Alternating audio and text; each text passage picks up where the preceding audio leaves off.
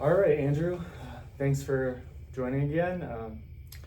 Did you want to pick back up where we left off last time? We were sort of discussing some recent move, some recent changes. Move, a new job, some struggles or challenges at the workplace and expectations. Do you remember that? Yeah, I think that would be a good place to be. I've definitely had a little more time to settle in to a lot of these changes and some time to think about stuff. It's seeming like I'm not like the hugest fan of work sometimes. It's not necessarily that I don't like the job, but it's a kind of stressful job. And with work not necessarily being my number one priority right now, I feel like it can sometimes, like the stress that I build up during the unpredictable workday can kind of sometimes have a negative effect on things I care about more right now, like schoolwork and just taking care of myself and working on my relationships with family, friends, and my fiance, and so I'm trying to figure out what I'm going to be doing with that long term, but for now I'm just taking it day by day. Okay, so it sounds like there's some carryover effects from your work day that might be impacting what your main priority is, which sounds like school, right? Yeah, with how busy I am, I'm trying to have like more of a planned schedule, like kind of knowing like, oh, Monday night I'm working on X, and Tuesday night I'm working on Y, and it can kind of be hard because like sometimes I'll just have such a stressful work day that I'll just come home and just not feel in the emotional state to sit down and get that work done. But then I get very stressed out that I'm not meeting my goals, and in my head, my schoolwork and things like that should be my top priority. So I can kind of cause some negative thoughts there. Oh, okay. So which angle would you like to maybe consider first? Because one of the things that's coming up for me that I'm thinking about is energy levels and how so the unpredictability in the workplace, that's one angle that you can start at with, right? Because maybe there's some things that you can control there, but also energy levels can fluctuate throughout the day depending on what you're confronted with at work. So then you can also look at strategies to, And it might not be exactly energy levels. It might even be a little more like mood. Okay. Right, like being stressed out. It's not necessarily that I'm so tired I can't do the work, but it's like I'm in my head and anxious about something that happened at work, or like kind of just like pent up, and it can be like hard to, like I'd rather go work out or go on a walk or like play some games or like do something active like cooking rather than sit at my desk. Oh, I understand. And like sitting still, like kind of like after a very hectic, stressful day. Thanks for clarifying that. Okay. Yeah. Totally understand that. Yeah. Okay. Yeah. So what I'm hearing is you do have energy still, sometimes, right? Like at the end of the workday, but maybe don't have like the bandwidth or the emotional state of mind to manage. And I think I mentioned the last session I can be like a bit of a perfectionist sometimes, where like if I'm like I could probably force myself to get the work done, but if I'm like half-assing it, I'd rather just put it off and do it like when I feel like I'm more engaged, or maybe that's something I like need to get over. I don't know which way is like the better way of looking at it there. Like if I need to get over and just push through it and realize I'm not always going to be in a great mood, or if I care so much that I want to be in a good mindset when I'm doing my work. But yeah, it can just be hard because it throws me off my schedule, and then all of a sudden I'm behind, and I feel like I'm kind of like rushing through stuff. And okay, I did have some ideas about that. If you want to just maybe give me some updates, and I can look over my notes and sort of remind myself about what my ideas were about those strategies. I mean, yeah, I think like something I have been doing is I have what I sometimes refer to as my gauntlet at the beginning of the week, where I have work and then like 3 hours of class right after work, and then also like all of my class work tends to be due on like Monday, Tuesday, Wednesday. So I have these days where I come home from work and class at like 7, shower and make dinner and eat, and now it's like 8:30, and now I sit down to do my schoolwork, and it's like 10, which is really when I should be starting to go to bed if I want to get 8 hours of sleep. Mm-hmm. But I'm like, oh, I haven't done anything for me or anything fun or anything enjoyable for the day, so then I'll like stay up late doing things like playing games or watching videos, but then I'm like tired the next day, so it's maybe not the greatest strategy. So I'm thinking maybe I need to rearrange my schedule so that I don't have days like that. Okay. Is it because are your classes evenly distributed throughout the week, or? No, I have like Monday, Tuesday, Wednesday. Oh, okay. Like yes. all right in a row, and like all my work tends to be due on Mondays, Tuesdays, Wednesdays, like when we have class. Okay. So when you talk about perfectionism, are you talking about mainly when you start a project that like you need to get it all done at once, or is it more like getting fixated on details of a particular task, or what? I would say like I can almost get fixated on like how engaged I am when I'm doing it. Like like I care a lot about becoming a good counselor and like learning these things. So if I sit down to like study something, but I find that my mind's wandering, or I feel like I'm kind of just going through the motions and not really like engaging with the work, taking good notes and really like thinking about it hard, like I'll get harsh on myself and be like, I'm obviously not paying much attention right now. I could sit down and read this for an hour, but I'm not going to get a lot out of it. So instead of doing that now, I'm going to go do something else, and I'll do the work later, like when I'm ready to like really be engaged with it. Okay, so it sounds like you have a high standard for yourself in terms of executing the task. Yeah, I like care about being my best when I'm doing it. Sure, yeah. Makes a lot of sense. Okay. And then what are are there consistent types of feelings that arise when you sit down for work, or does that shift depending on how your work day was? I mean, it can, but I think like oftentimes like I'm sitting down to do it, and like I'm almost like a little upset that I'm kind of like not doing great, and I'm like, oh, if I'm not even doing great, like why am I forcing myself to do this right now? Like I'm exhausted from everything, and I'm not even actively doing it. Like what like what's the point? And then, but like I can get myself on a little bit of a spiral there. Oh, okay, yeah. Yeah, that's relatable. where I'm kind of just like going through negative thoughts, being triggered by the fact that I'm like judging myself for not working hard enough or like being engaged in my work. And like then I'll like get in my head about like, oh, I wish I had made choices differently so that I could be engaged now, and I'm almost like psychoanalyzing instead of like focusing on the work. This reminds me, the thing that I wrote down in my notes is looking at maybe some CBT techniques, because that would be helping to sort of distance yourself from those thoughts that are like stopping from willing to do that if you think it would be good. So that's something that we can consider as like some structured activities that would be looking at some of the core beliefs underlying that. So let's bookmark that for like maybe next session or something. Yeah, I'd be interested. Okay, cool. Did you want to talk about the unclear work expectations, get more into that?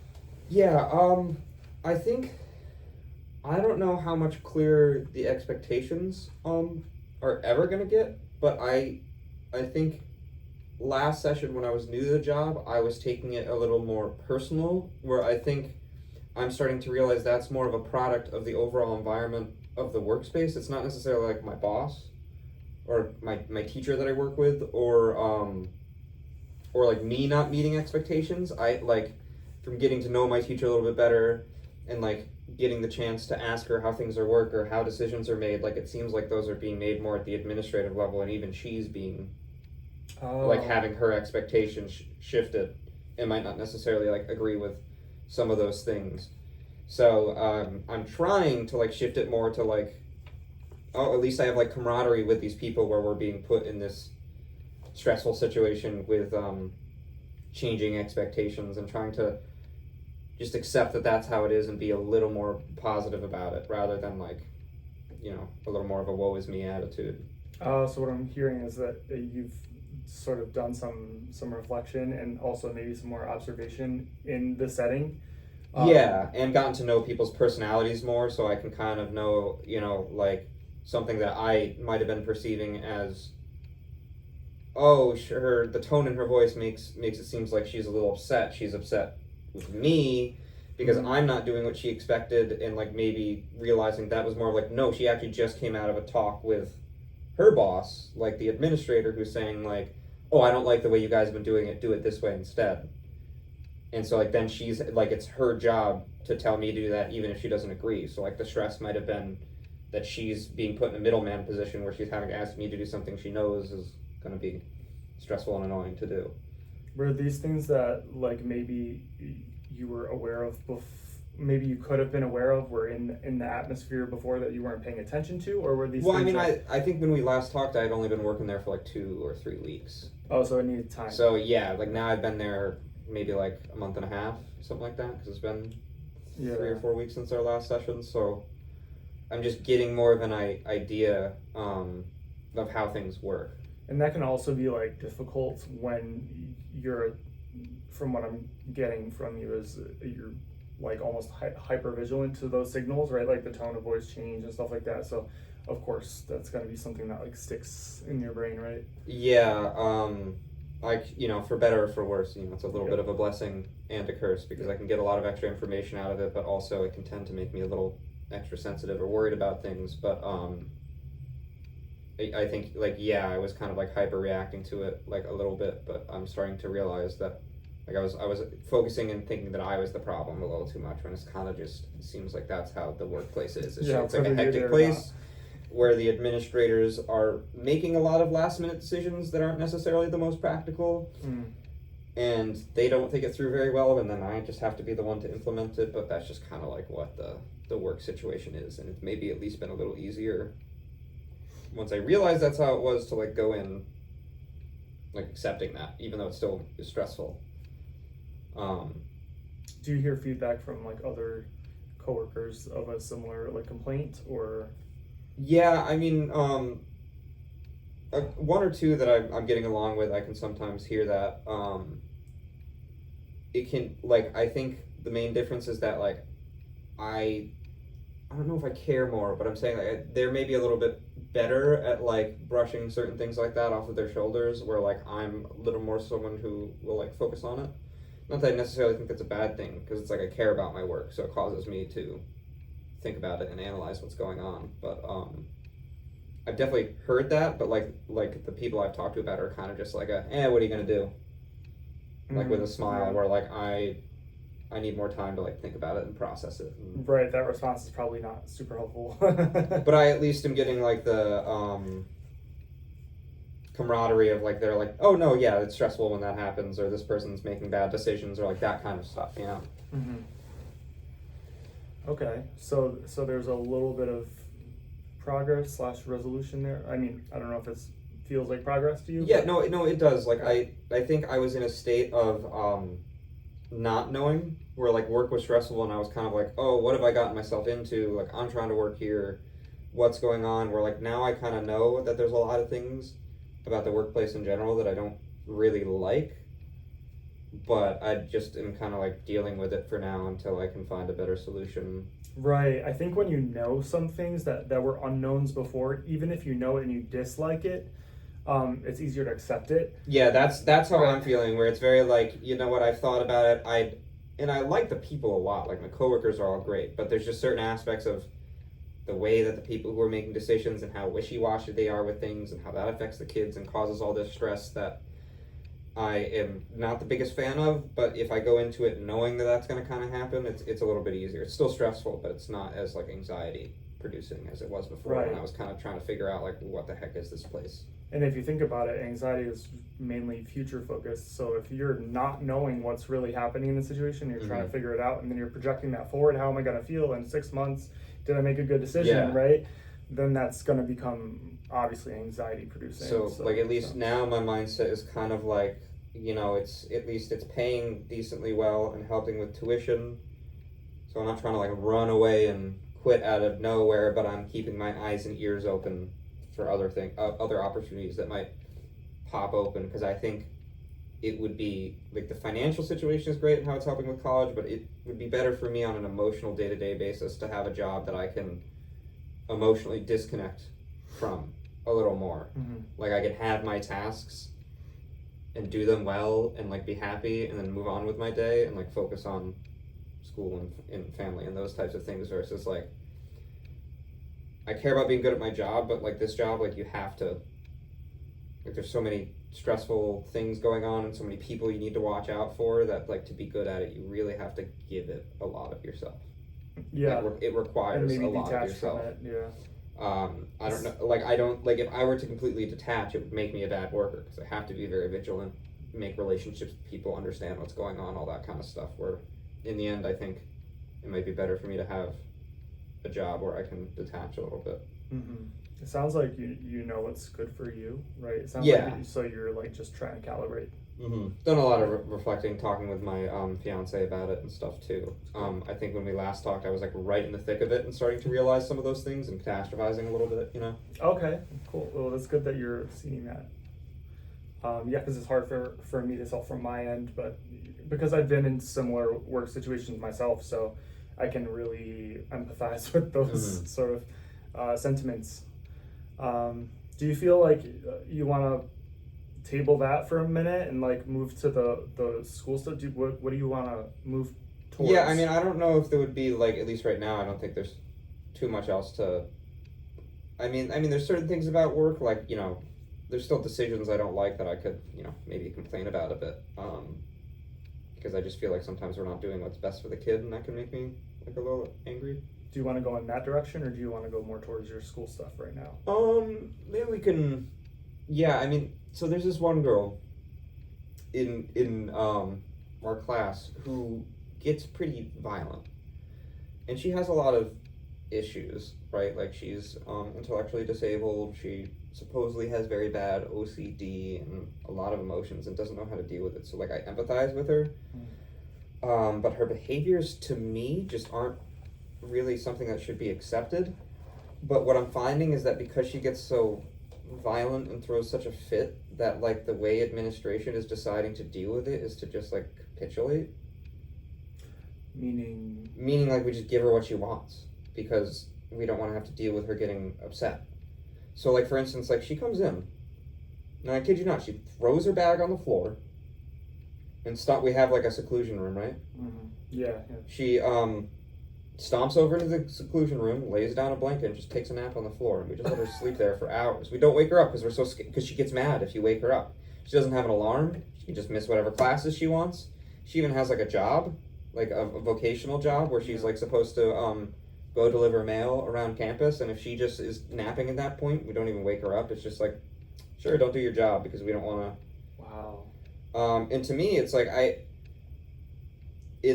but then when we do that because we're so scared she's going to hurt someone or injure someone because she's like a bigger girl and she reacts that way. But to me, even though I don't want to, like, of course I'd rather just let her nap. But like, what's best for her? It's to like get her to the point that she can emotionally deal with having something happen that she doesn't want and not be at the point that she's attacking and hurting people. Like if we want her to have a good life, right, and also she needs to be skills, able. Right? She needs to be able to regulate those to a point that she's safe, so that she can. And no one's gonna want to take care of her as an adult if that's how she's acting. Like I feel like we're setting her up for failure, and it's also not necessarily fair to the other kids who are maybe a little more well-adjusted emotionally, and like when they do something wrong, it's like they get reprimanded or yelled at or a privilege taken away. But with her, because she gets violent and angry, it's like, no, we'll just. Right, it's not setting up the expectations for her, because when she integrates into society, that's not going to go over well. Yeah, and I think sometimes what bothers me more is how unfair it is to the other kids. Where like, you know, a kid will do one thing slightly wrong, slightly out of line, and literally almost like be yelled at, and told that that's not acceptable. But then like they have to watch her do all these things, and it's like no one, like, there's no talk of negative repercussions at all. Like Yeah. it's not that I don't feel like punishment is the answer, but it's like if you're getting so upset, that you're told you can't use the computer right now, that you are attacking people. It's like maybe your computer privileges, like you gotta earn it. Right, it's Like about the being underlying safe. messages that they're sending by letting Yeah. her, by not holding the boundary that they set. And right? so like that kind of like bothers me. Yeah, it sounds like Um, you're trying to look out for her own benefit in ways that maybe administration, which you would expect that's their Mhm. job, is they're not holding their Mhm. yeah. And even in like a more self centered way, it's a lot easier for me to deal with all of the stresses at work if I feel like we're really trying to make a difference. But if I'm becoming that stressed and put in situations where I'm at danger and I feel like we're not helping, like what is the point? Yeah, I'm not even sure that's self-centered. That's just almost logical, and also there's some emotions there, Yeah. right? I So mean, you're trying to do what's best for her. that's like one thing that like kind of bugs me, but I've just been trying to just say like I have no say in how her plans are made, and it's not even necessarily my teacher, because if anything, I actually pretty much respect my teachers. Very like, no, this is how it is, and you're gonna have to deal with it Mm-hmm. because you're an adult now. Because they're transition age, they're over 18. Like you're an adult now. You're not gonna like people aren't gonna be walking around like waiting on you hand and foot the rest of your life. You got to figure this out. So does the teacher have a different opinion than administration on the issue? I think so. It's not necessarily something that they will directly talk about to me, but like that's been my observation. Like I heard her make a comment like it's 2-on-1 here, and when a kid gets that escalated, like if it's a more normal case for the school, the teacher and the TAs will just get together and like make some decisions. But when you're seeing like violent behavior, you're getting extra people called in, you're doing escorts, and all this kind of stuff happens, like the decision making process is taken away from our hands. There's like a BCBA that comes in and makes Sure, yeah. decisions, and the administrator and all this kind of stuff. So it feels like we're just kind of told like this is how we're going to deal with it, which can be like frustrating. But Yeah, they're not even probably asking You know, you it's the like- details about it, right? even today, at the end of the day, she attacked our teacher, and she attacked a TA first who was pregnant, Oh no. and so our teacher, That's God bless her soul, rushed in and like did a one person hold. Yep. and got her away from, and told the TA. I mean, she's like 3 months pregnant. She's not like big, Right, but and it she can doesn't- like get around, but it's like still like her, like I was very impressed that her top priority was like, no, we're not going to let this happen. And then we had to have like 10 people, because they have this whole thing where they call a code, and like literally like there's what's called a code team member. So it's like when they make an announcement like, oh, there's a code in this room, it's like all the code team members come flooding from all the different classrooms, and they like sprint down the hallways and like rush in. it's and like a help. crisis team. Yeah, Yeah, basically. But I'm just saying that that has to happen for her like almost every day. Yeah, and And it's like, okay, she literally like she tried to attack a pregnant woman. What's gonna happen? She's just gonna come in tomorrow and nap. Oh wow. I bet. I mean, I don't know, but Mm. so it's one of those things I'm throwing my hands up about, and luckily I'm not her 1-to-1, but there's a chance eventually in the near to short term future, in like the next couple months, I could be put on her as a 1-to-1, and then if I'm in that situation, I think it would make me more angry the way that we're dealing with it. Yeah, you're feeling frustrated that her behaviors, whether or not they're in line with whatever the general code of conduct is having some knockdown effects on other students, other staff, like everyone, pretty much. Mhm. It sounds like everyone. Yeah, that can be super frustrating, and especially when it comes to like health risks to other people or Well, I mean, a baby. Yeah. yeah. So that's like one of those things where I don't even like. I don't understand how people who've gotten to a high position at from what I gather, is generally considered like one of, if not the best, like program in the state for that population, are just like making decisions that like end up being like that. But maybe it's just above my pay grade, and I don't understand the thoughts being put into it, but it's not necessarily being relayed to me, or other people, like we'll make jokes about it, like the TAs, and it seems like other people are just like, yeah, I don't know why this is what we're doing either, and like they're just kind of like terrified. They're like no, I feel like she's in charge, not me. It's terrifying to be her one-to-one. Okay, yeah, there's a lack of communication more generally. This is not just a you thought, right? This is no. At least now I'm just observing it. I mean, I've been attacked by her before, but there was like a situation where one of the kids I work with has cerebral palsy, so he needs a lot of help in the bathroom. He needs me to like transfer him from the wheelchair to the bathroom seat. And one of the times we were in there, and the doors don't lock, like the bathroom doors for the students don't lock. For the safety, yeah. Well, for the safety, and a lot of them need help sometimes. And they're also, like, some of them have emotional issues, so we don't want them to be able to go in there and lock themselves in, but we have like a sign that says, "In use, please don't come in." Okay. So I'm in there with him, and she just bursts into the bathroom and like rushes towards the toilet because she just has to go, and she's like getting all angry. And, like, is there more than one toilet? There's one toilet in the classroom, but there's a women's room she could go to. Yes, but she's OCD. There's like a handicap bathroom attached to our classroom, but then right down the hall is a fully equipped women's bathroom for the students. Okay, now I understand. Okay. But she like rushes in, and I kind of like get up, and I'm like, okay, and I get in front of her. I'm like, you can't be in here, and she just like starts attacking me because I'm in her way. She just wants to go. It's like, I don't know if she couldn't comprehend that there was a kid, but like this was traumatizing for the kid. Right, I think she has a palsy. track mind, yeah, at that point. He's strapped to the toilet. He doesn't have use of his legs, so like he feels helpless, yeah. Yeah, and he's like, what the heck? Like, he's also in a private moment of going to the bathroom.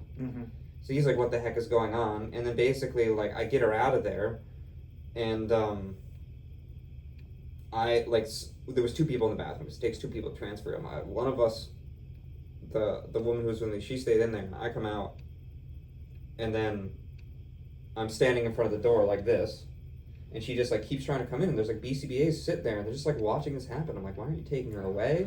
Like, are we not escorting her away? She's literally like assaulting people in the bathroom.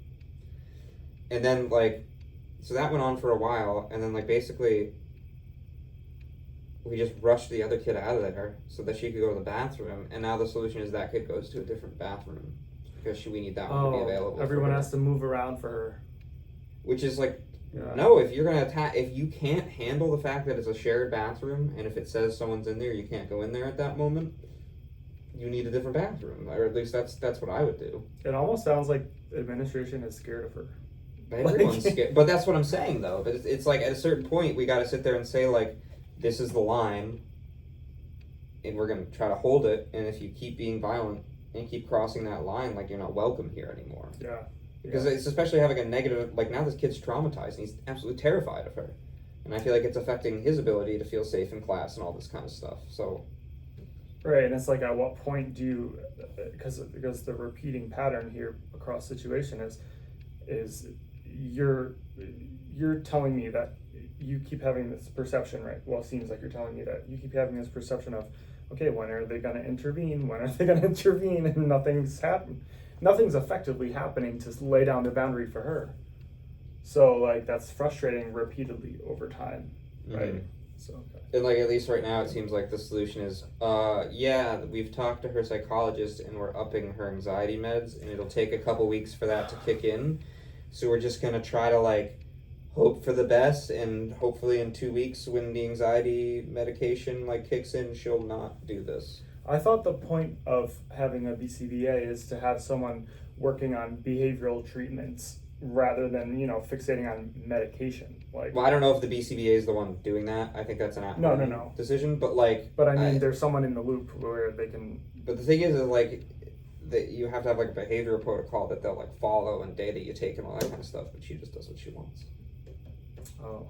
Right. You can't really like. The thing is like, she wants to be in school. She wants to do her work when she wants to do it. But it's like, that's her schedule. She's OCD, and she gets very upset if it doesn't go that way. Like, she'll sit there and do work.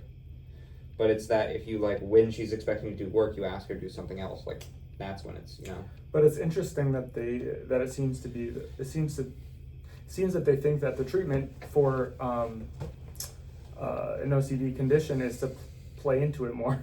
You know, like they're incentivizing it. Yeah, in some you way. know, I don't necessarily like know what the plan is with that, but it's definitely been like bothering me. That's like been one of the main things that makes it like feel stressful. Because it doesn't seem like you're doing any sort of exposure and response prevention. Yeah, and it's just also it's like being around someone like that puts you on edge. Of course, yeah, your right? nervous Because system. she'll like switch like that. It's not necessarily like with a lot of kids you can see the warning signs. They come in, they don't have their normal personality.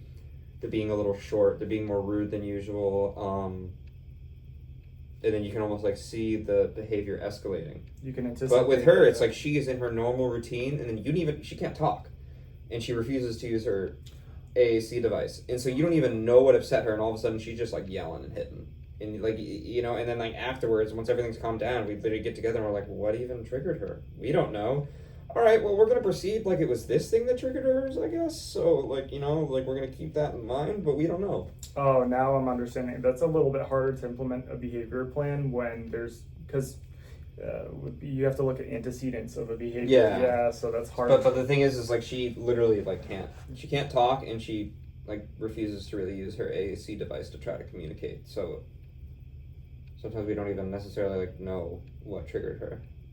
Yeah, that's difficult to manage.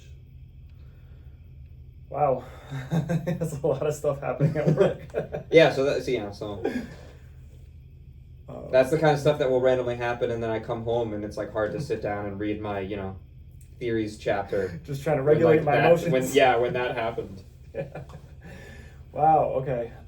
Yeah, I think I got a clearer picture of what's going on at work. Okay, so. Yeah. How would you do you want to table that? We can look more into that, but it sounds like maybe that's just something you wanted to get off your chest. Right? Yeah, it felt like very cathartic to get it off my chest. I've kind of accepted it's not necessarily like there's literally nothing that I could do, and like going and complaining about it to someone would only possibly just affect my job position right now. Yeah. So it's like I don't necessarily like it, but I try to just like when something like that happens, recognize that I need to de-stress a little bit. Yeah, sometimes like just going over it once helps you like process the links and there. Yeah, so thank you for sharing that. I understand your frustration. All right, and we'll go into more of the stuff around school stuff and maybe the CBT techniques or REBT techniques, whatever we want to look into next session. Okay, sounds good. Cool.